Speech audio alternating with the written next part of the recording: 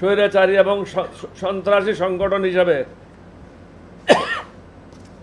আওয়ামী লীগের নিবন্ধন বাতিল এবং নিষিদ্ধ করতে হবে।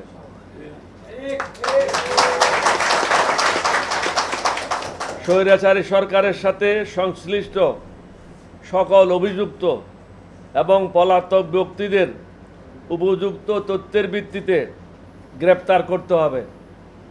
তাদের অবৈধ সম্পদ জব্দ করতে হবে এবং বিদেশে পাচারকৃত সম্পদ প্রত্যার্পণের জন্য আন্তর্জাতিক সম্প্রদায়ের প্রতি আহ্বান জানাতে হবে।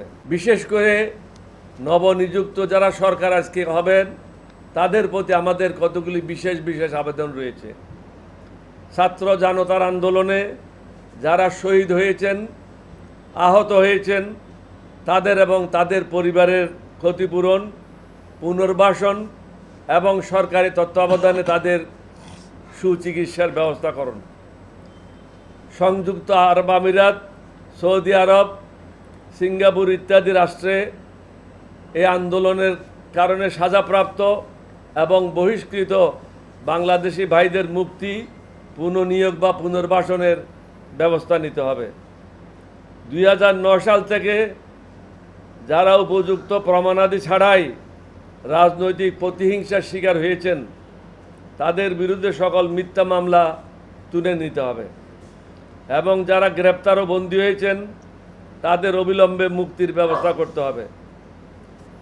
প্রাক্তন সংসদ সদস্য ইলিয়াস আলী সহ সরকার কর্তৃক অপহৃত, নিহত এবং গুম করা ব্যক্তিদের তালিকা তৈরি করে বিচার নিশ্চিত করতে হবে এবং এর জন্য প্রয়োজনে স্বতন্ত্র তদন্ত কমিশন গঠন করতে হবে।